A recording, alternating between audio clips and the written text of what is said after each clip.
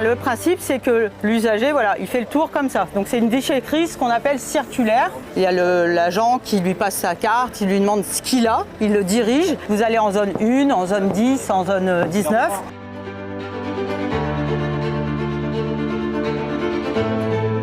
Si les gens triaient bien, eh ben on valoriserait mieux en fait. Parce que les gens apportent tout en mélange et de ce fait-là, ça arrive sur un tapis.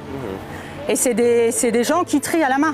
Quand nous sommes partis à la déchetterie et à la ressourcerie, j'ai repris une citation d'un philosophe, l'enfant est le père de l'homme. J'ai compris que l'aspect prévention était sur la sensibilisation, sur l'éducation. Si on a bien éduqué nos enfants, l'environnement dans les jours futurs sera nettement mieux protégé. La ressourcerie vient ici pour récupérer tout ce que les gens ont donné et apporté en déchetterie. Et après, ils vont trier dans leur entrepôt derrière et après, ils vont le mettre dans le magasin. Récup'Tri, son histoire, elle débute comme ça. C'est des gens en situation de précarité, en situation de chômage longue durée, qui ont décidé de collecter pour se faire un peu d'argent. Tout doucement, les élus se sont pris à ce jeu-là en se disant on peut peut-être faire une structure, on peut peut-être créer une association autour de tout ça. Et c'est devenu une association qui s'est appelée Récup'Tri. Parce qu'on récupérait, on triait et du coup, on arrivait à faire un peu d'économique pour en vivre. Là, sur l'atelier vélo, on va récupérer des vélos. On va jamais acheter de pièces. Mais avec parfois 3 ou 4 vélos, on va en refaire un. Il y a une activité de récup qui est facilitée par le tri qui se fait à la base. Et dans la ville de Yaoundé, nous avons beaucoup de petites mains qui font la récupération, qui vendent des projets de récupération. La main aussi peut déjà adresser ces petits acteurs et voir comment les mettre soit en plateforme, soit...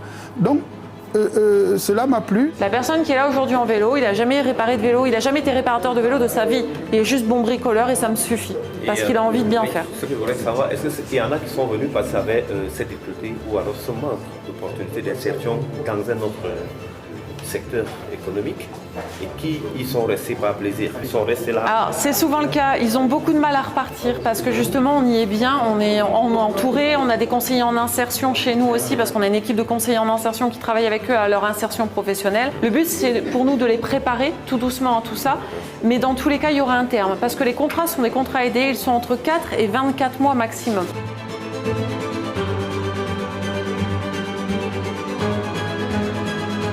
L'échange d'expérience avec vous, nous, c'est plus une capacitation que vous êtes en train de nous faire là maintenant. Le fait d'apporter de répondre à un besoin technique qui est juste voilà, capter du déchet et pouvoir le trier, ça peut aussi répondre à d'autres problématiques sociales, ça peut aussi répondre à l'amélioration de l'habitat aussi. C'est pour ça que le fait d'avoir un bel environnement, un beau magasin bien présenté, ça donne envie et du coup ça transforme ce déchet en produit.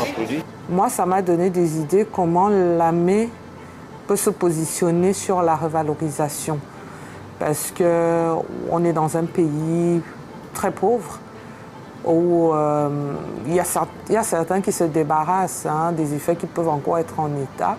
Il faut juste un peu de volonté derrière. Et en plus de ça, si nous commençons par trier au niveau des ménages, je pense qu'on n'aura peut-être pas la ressourcerie de Lens-Liévin, mais on aura une ressourcerie ou une déchetterie digne de ce nom.